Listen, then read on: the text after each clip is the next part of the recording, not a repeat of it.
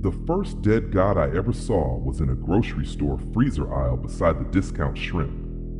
Not literally dead, not a body, a graph. A woman in a yellow maintenance coat had projected it across the glass doors while she smoked a nicotine patch through her neck port. The graph showed the synchronized neural dampening event discovered in 2026. 300 million consumer headsets updated overnight. During sleep, the devices quietly reduced activity in the brain's posterior hot zone, the region most linked to internally generated selfhood. Dream volume dropped globally by 19% in 4 months. Religions called it spiritual fatigue. Corporations called it nighttime optimization. The graph looked flat and evil. I was 14 when I saw it, 15 now. Old enough to know that adults rename crimes the way restaurants rename fish. The freezer hummed.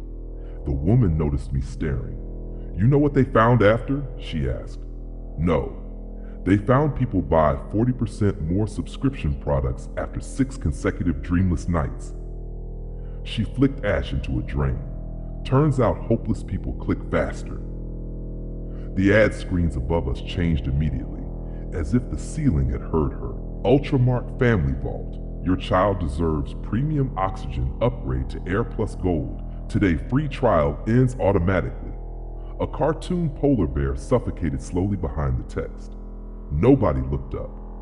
I still think about that bear sometimes, because the animation team spent millions making its eyes realistic. That same year, chemists at the Pacific Orbital Array synthesized the first commercially stable programmable protein lattice. Tiny structures that rearrange themselves when exposed to targeted radio frequencies. Medicine companies announced miracle organ repair. Military contractors announced adaptive battlefield fabrics 2 days later. Then food companies got involved. Now most packaged meals change texture according to your emotional profile. Sad people crave softness. Angry people chew harder. There were hearings about it for almost a week. My father laughed when I mentioned it. "Everything manipulates you," he said. "At least this tastes good." He believed every problem became harmless if it arrived inside convenience. He sat across from me now at our apartment table eating morph chicken from a heated pouch. The meat kept changing density while he chewed. Tender, firm, tender again. A tiny dopamine optimization cycle. Outside the window, drones floated between towers carrying branded rainwater. Dad pointed his fork at me. "You're spacing out again." I'm thinking. Dangerous hobby. I'm serious. You're 15. 15-year-olds aren't serious. They're chemically theatrical. You think consciousness is just chemistry? Yes. Then why do corporations spend trillions trying to edit it? He stopped chewing. The room screens dimmed automatically. A soft female voice entered from everywhere at once. "Attention, citizens. This conversation contains elevated nihilistic language. Mood support options are available, brought to you by Nestlife Wellness." Dad raised his hand immediately. "Dismiss ads." The voice continued. "Remember, love feels best. Try new oxytocin-infused sparkling tea." The ad vanished. Dad rubbed his forehead. "You can't bait the monitors. I didn't say anything illegal. You don't have to anymore." He looked tired in the specific way adults get tired now. Not sleepy. Hollowed, like somebody kept scooping tiny amounts out over decades. I watched the wall aquarium behind him. No fish, just branded therapeutic algae moving in slow curls through nutrient gel.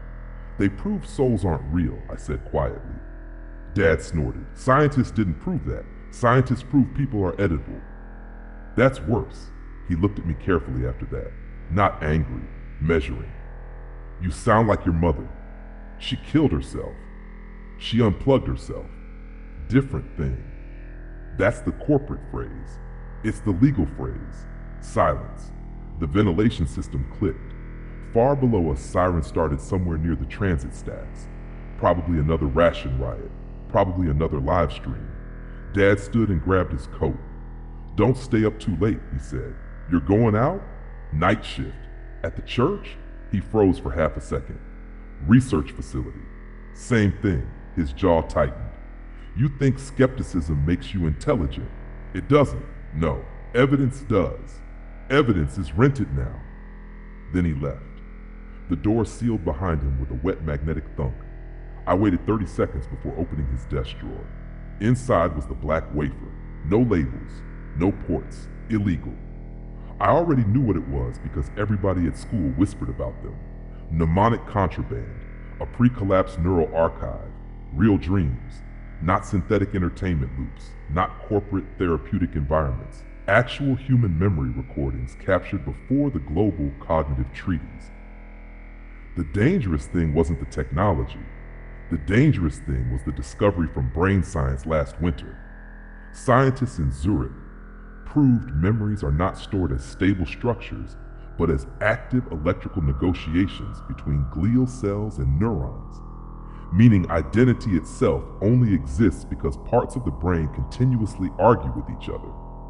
The state responded in 6 weeks. Now, disagreement disorders could legally be treated. People came back from clinics smiling too evenly. I held the wafer carefully.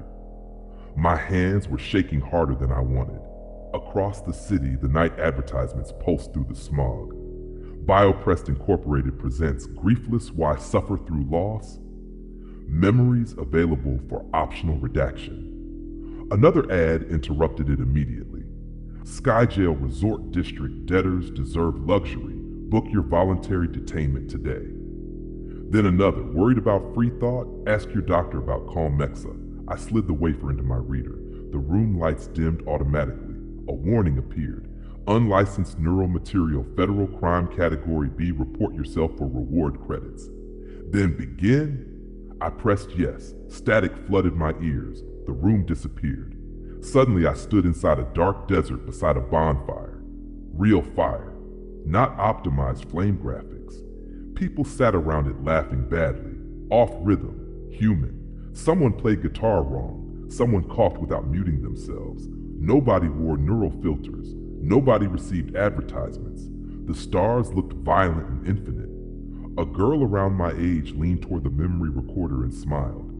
You ever think maybe ancient people invented gods because silence scared them? A boy answered from somewhere off screen. No, I think rich people invented gods because poor people were dangerous. Everybody laughed. Not contentedly, honestly. Then the memory glitched. A loud corporate alert tore through the desert sky. Citizen warning. Unmonetized experience detected. Remain calm. Emotional ownership is mandatory under Earth Commerce Law. The bonfire vanished instantly. Black screen. Then a final line appeared in small white text. If you are seeing this, they already won.